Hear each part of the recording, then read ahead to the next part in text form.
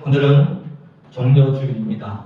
종려주일은 예수님께서 십자가의 길을 걸으시기 전에 나귀 새끼를 타시고 사람들의 환호를 받으며 예루살렘에 입성한 그날을 기억하고 또 기념하는 주일이 바로 종려주일입니다.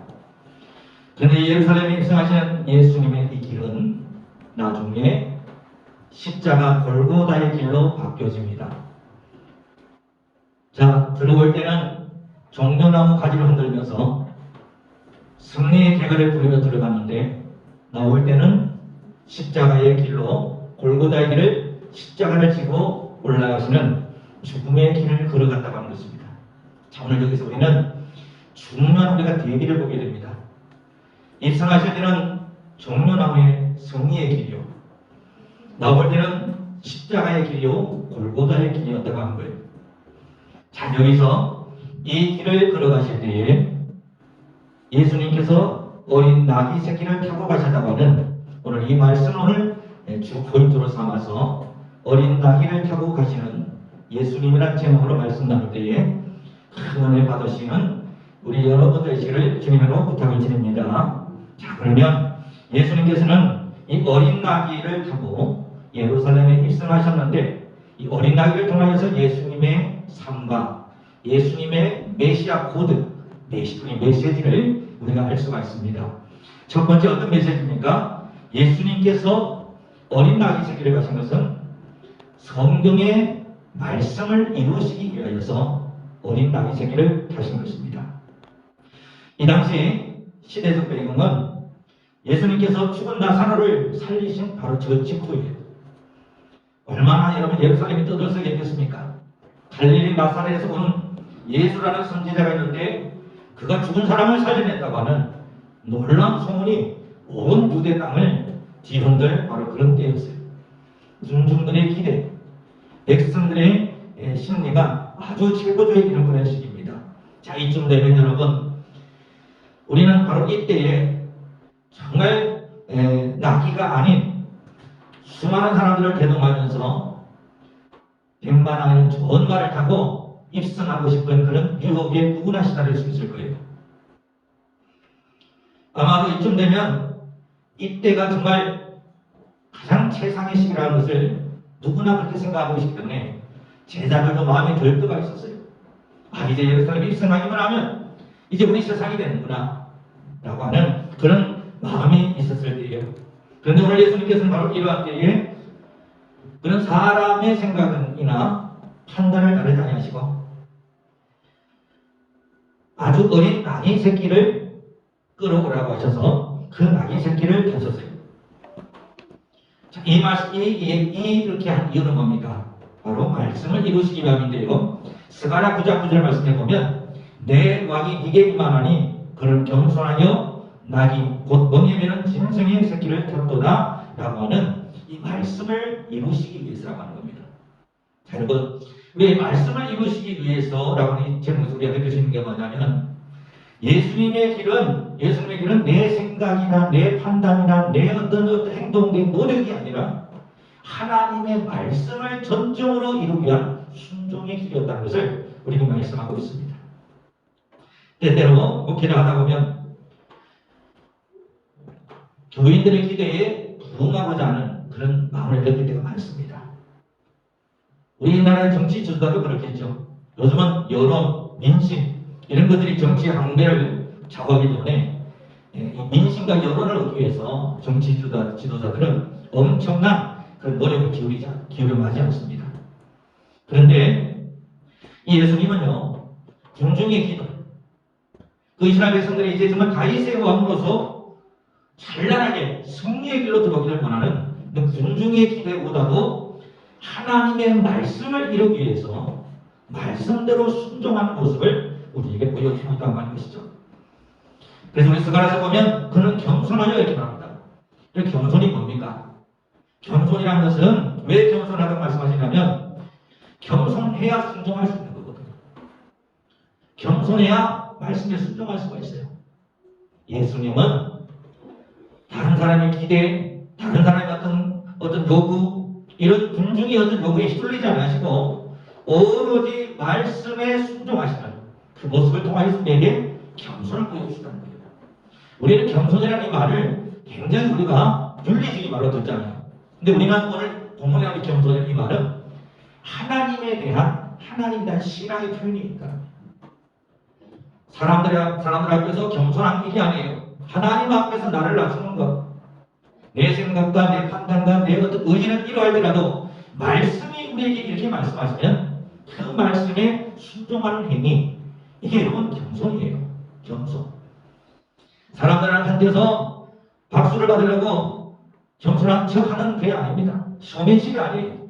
오직 하나님 앞에 순종하는 마음으로 자기 자신을 낮추는 마음이라고 하는 것이죠.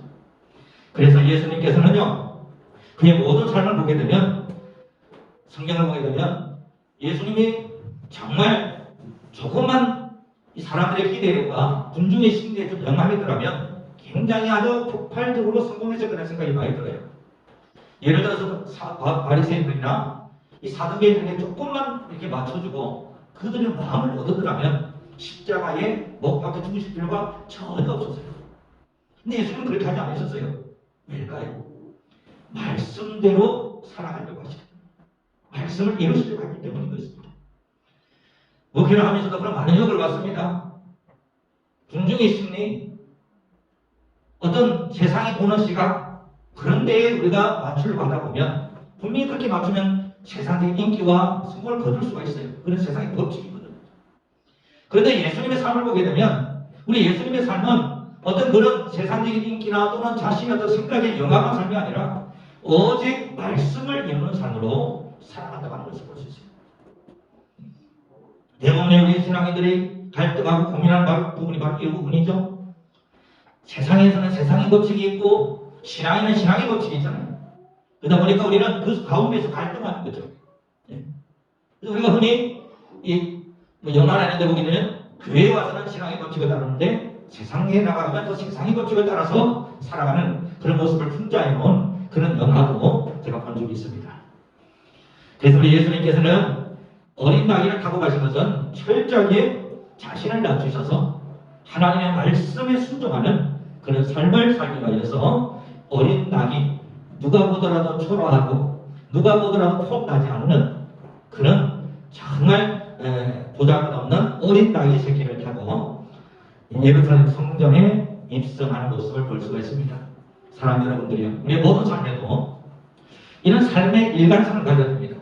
세상에서는 세상대로의 법칙을 따라 살고 신앙에서는 신앙의 세계를 따라 살지 마시고 오직 말씀을 중심으로 우리가 붙들고 살아가게 되면, 말씀에 순종하기 위해서 우리가 겸손한 마음으로 살아가다 보면 말씀이 우리 삶을 어느 순간에 책임져 주기 시작하고 어느 순간에 말씀의 축복을 우리가 온전히 거둘 수가 있어요. 제가 그걸 언제 느꼈느냐, 목회 개척하면서 느꼈어요. 현실과 신앙의 세계가 너무 틀리다는 것을 그때 알았고, 근데 그 가운데서 정말 이도 저도 아니면 멸망이더라고요. 아예 세상적이든지, 아예 세상적으로 어디 이렇게 로비 잘하고 도움을 많이 받아가지고 성전 하나 툭 지어내든지, 이거 세상적인 방식이에요. 아니면 저는 정말 하나님의 힘으로, 하나님의 말씀의 힘으로 하나님의 부흥을 이뤄내든지, 이 두 가지 중에 하나에 들어가야 되는데 어중간하면요, 이게 왔다 갔다 하면서 결국은 목회자도 죽고 교회도 죽고 성도도 죽는 거예요.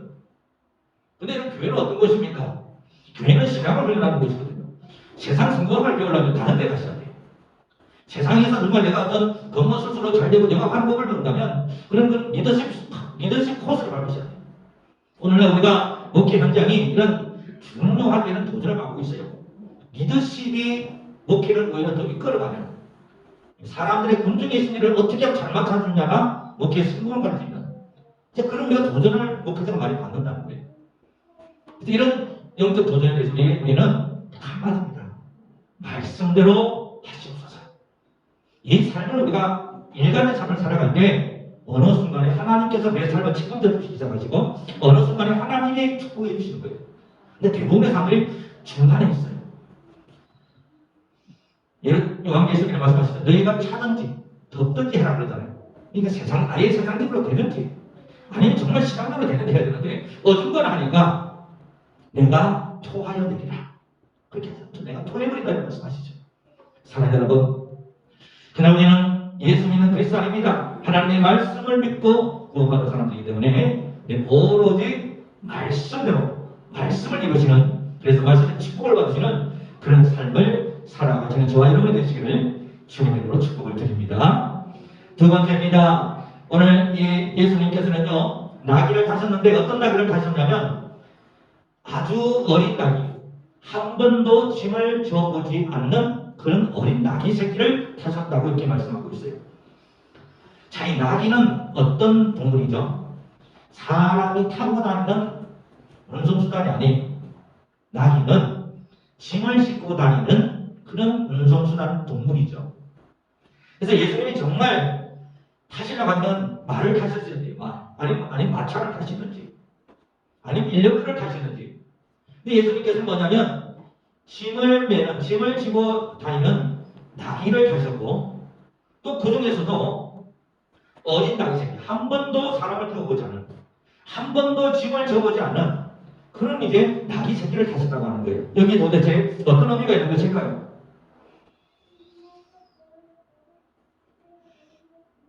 이 어린 나귀는 우리의 영적인 매를 말해줍니다. 한 번도 짐을 져보지 않은 어린 나귀 새끼. 우리는 여러분 어린아이 때 태어나서 이 세상을 살아가면서 수많은 인생의 아픔 그리고 고통, 이런 무거운 짐을 사실 지고 살아갑니다. 그래서 어느 정도 여러분 나이가 젊고 어릴 때는 마음속에 그런 어둠이나 이런 무의식적 고통감이 없어요. 근데 나이가 들고 들면 들수록 이런 무거운 짐인 것들이 내 삶을 점점 누르기 시작하죠. 저도 요즘 와서 많이 느끼는 것 중에 하나가 뭐냐면 20대 때는 제가 좀 마음이 모든 것에 수용적이었던 것 같아요. 근데 이제 나이가 들면서 뭐냐면 고정관념이 강해지더라고요. 제가 보니까 제가 스스로 느낌이 와요. 판단을 잘하게 되더라고요. 그래서 그런 것을 보게 되면서 사람들이 이제 나이가 들어서 고정관념이 깊은 사람을 뭐라 그러죠? 꼰대라 그러잖아요. 꼰대. 우창한 소리입니다. 네. 그래서 이제 고정관념이 깊어지면 이제 꼰대가 되는데, 우리가 이제 어린 나귀는 그런 면에서 순전하다는 거예요. 한 번도 인생의 어떤 고통과 선입관, 고정관념에 의해서 물들지 않는 순전한 영적인 상태. 이게 어린 나귀 새끼예요, 여러분. 예수님께서 이런 어린 나귀 새끼를 부르셨다는 것은 주님께서는 어떤 사람을 사용하시기 원하시는가 하면 바로 이처럼 그 마음속에 다른 어떠한 것들이 없고 온전히 주님을 받아들일 수 있는 순전하고 순결한 영혼을 하나님께서는 사용하시기를 원한다고 하는 것을 우리에게 말씀해 주시고 있는 것입니다. 사랑하는 여러분들이요, 우리 본문 말씀 외에도 이 나귀에 대해서 예언되어져 있는 그 성경에 보게 되면 이런 말씀 나오고 있어요. 그는 실로 우리의 질고를 지고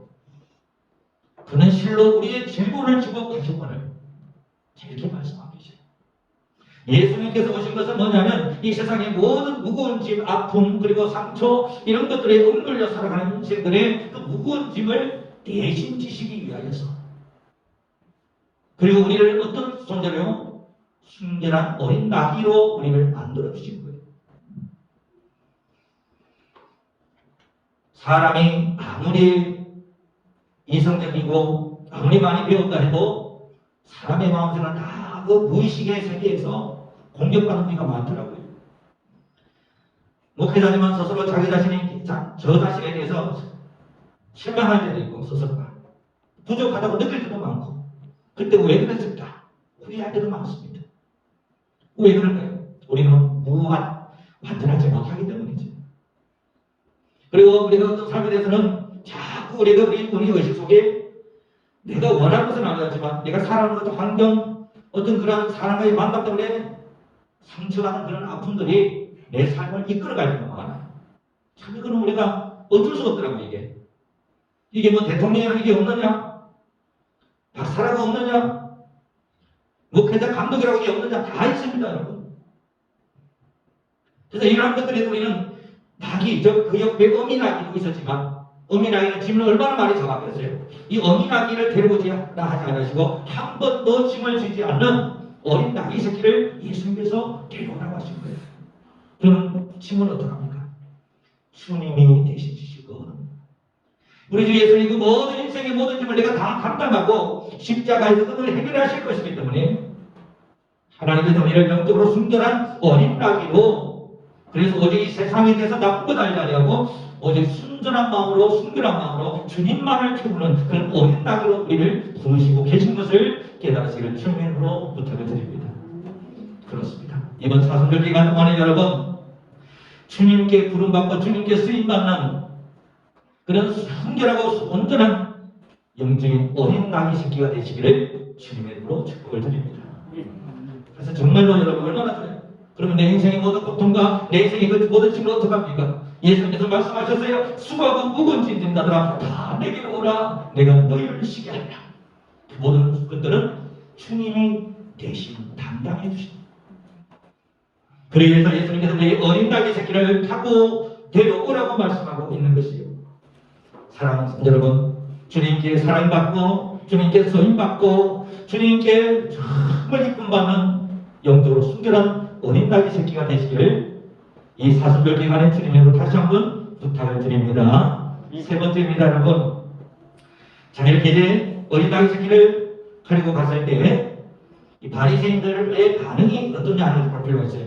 오늘 본문 말씀해 보니까 39절 말씀해 보니까 우리 중 어떤 바리새인들이 말하되 선생이여 당신들의 제자들을 책망하고서서 이렇게 말합니다. 바리새인들은 그 시대로 말하면 언론가, 학자, 교수, 엘리트계층이잖아요. 이 사람들이 가만히 보니까 지금 예수님이 무지한 군중들을 지금 이렇게 좀 자제시키지 않고 이 군중들을 오히려 이용하는 듯한 그런 이미지를 받았던 것 같아요. 왜냐하면 이 수많은 군중들이 호산나 찬송하리 그러다 주의 이름으로 오시는 이여 호산나 하면서 예수님을 그 메시아로 지금 옹립하고 그 앞에 인기가 있었죠. 죽은 나사로를 살려냈잖아요. 열기가 엄청 뜨거웠던 겁니다. 그래서 이런 열기를 통해서 자칫 잘못하면 로마가 이 사실을 알게 되면 강제로 진압해버리고 그러면 이 유월절이 명절이 완전히 박살날 것을 이 바리새인들은 너무나도 잘 알았던 거예요. 바리새인들과 이 사람은 현실 감각이 아주 뛰어납니다. 이게 최고만 아닌 거죠. 자, 그런데 여기서 저는 그런 생각을 해봅니다. 예수님께서 이 예루살렘에 입성하실 때 어차피 그분은 당신의 길이 십자가의 길이 될 것을 아시고 계셨잖아요. 그래서 지금은 이 사람들이 호산나 호산나 하면서 자기를 막 환영을 하고 가르고 막 하지만은 이 사람들이 일주일도 안 돼가 자기를 배반하고 자기의 돌을 뜯을 것이라는 것을 누구보다 잘 아시는 건 집중인이시잖아요. 그러면 우리 같으면 우리까지 아니고 저 같으면 어차피 저것들 배만 때릴 것들이 어차피 저것들 나 모른다고 십자가에 못 박아라고 할 것들인데 저 같으면 그냥 하지 말라고 할 것 같아요. 나 죽으러 왔어. 나 십자가에 죽으러 왔으니까 이렇게 하지 마. 군중들이 지금 열망하는 그 어떤 기대와 예수님의 생각이 틀린 거예요, 지금. 그렇죠? 그런데도 불구하고 그래서 어쩌면 이 바리새인들이 올바른 현실 판단을 하고 있는 겁니다. 당신들의 제자를 책망하십시오.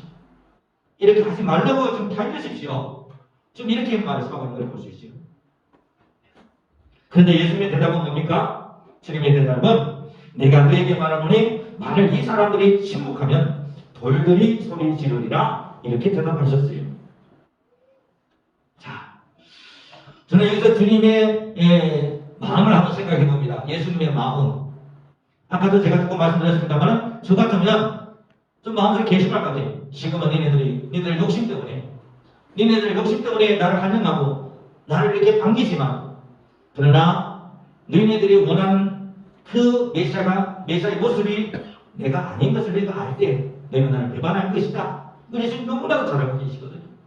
그렇다면 이쯤 되면 아마도 아까 제가 말씀드렸다시피 이런 짓 하지 말라고 그렇게 만류할 것 같은데도 그런데도 주님께서는 사람들의 영혼을 외면하지 않으시고 저들이 침묵하면 돌들이 소리 지를 것이다 라고 지금 말씀하고 있는 것을 볼 수가 있어요. 자, 저는 여기서 무슨 어떤 면을 보냐면 사람들의 그릇된 소망을 알면서도, 잘못된 소망을 알면서도 그 소망에 대해서 책망하지 아니하시고 그것을 다 들어주시는 우리 주님의 모습을 봐요. 제가 여러분들이 좀 겪어봐서 제가 원칙주의자입니다. 제가 좀 이렇게 잘못된 걸 잘 못 봐요. 요즘은 제가 입을 가리려고 좀 노력을 많이 합니다. 아니, 뭔가 이렇게 좀 사회적인 면, 사회에서도 지켜야 될 법이 교회에서 안 지켜주고 그러면 제가 그걸 잘 못 봐요. 제가 사람을 안 발라한다는 이유 중 하나가 있는 거냐면, 그런 걸 보면 제가 영적으로 안 좋더라고요. 그런데 오늘 예수님도 이런 마음이 아닐까요? 예수님 보실 때 이 군중들의 태도가 잘못되었어요. 이 군중들의 어떤 영혼이 너무나 잘못된 것입니다. 그럼에도 불구하고 주님께서는 저들이 하는 대로 내버려 두시는 거예요. 그러면 가만히 방치하느냐? 아니죠. 당신께서는 당신이 가실 길을 가시는 거예요. 그리고 예수님께서는 그 사람들의 그들을 자신이 가는 그 십자가의 길을 통하여서 온전히 그들을 깨우쳐 주시고 계시는 그런 우리 주님의 모습을 보게 됩니다. 그래서 요즘 그런 생각이, 그런 말씀을 보면 제가 그런 생각이 들더라고요. 목회라는 게 어쩌면 주님의 이 마음이 아닐까 하는 생각이 들어요. 옳고 그름이 아니라, 그 잘못된 것을 알면서도 그것을 그냥 받아주고, 그리고 결국은 자신의 몸으로 그것을 보여주고 그것을 이뤄가는, 그것이 이제 목회가 주님이 우리에게 보여주신 목회가 아닐까 하는 그런 제가 생각을 오늘 본문의 이 말씀을 통해서 많이 느꼈습니다.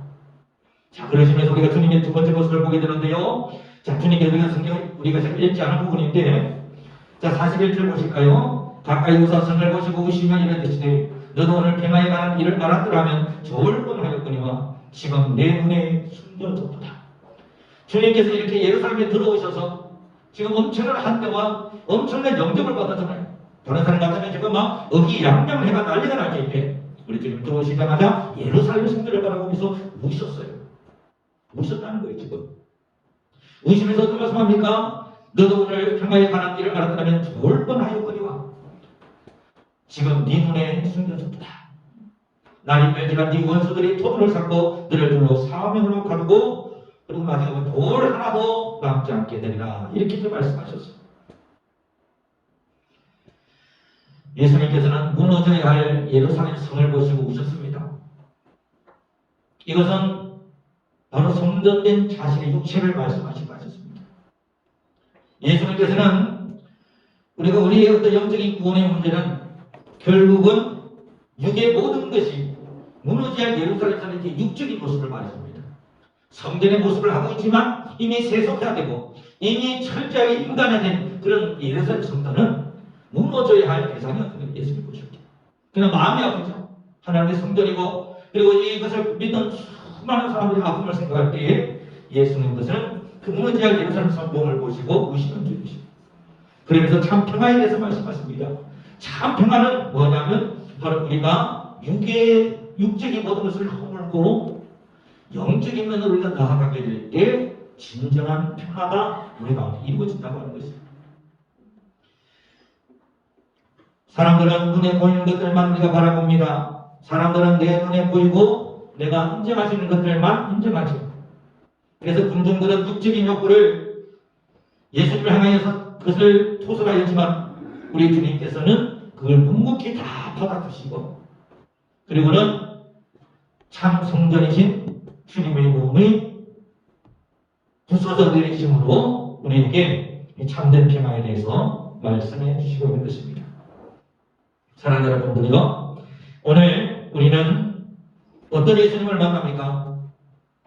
사람의 욕망과 생각을 다 내버리고 겸손한 마음으로 말씀에 순종하시는 예수님을 우리가 보게 됩니다.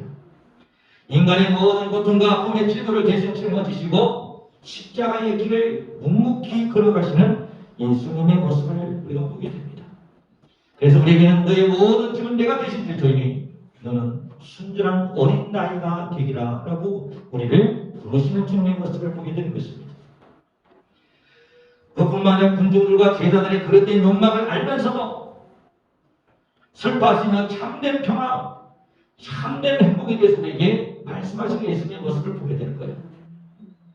참된 평화, 참된 행복은 바로 무너져야 될 것이 무너져 내리고, 육적인 것들은 무너져 내리고 영적인 것들이 새로 세워져야 될 때 참된 평화가 우리에게 온다고 우리에게 말씀을 하고 계십니다. 이제 오늘 종료주일이 지나면 내일부터 고난주간이 시작되어집니다. 이 고난주간은 여러분 어떤 기간을 우리가 보내야 할까요?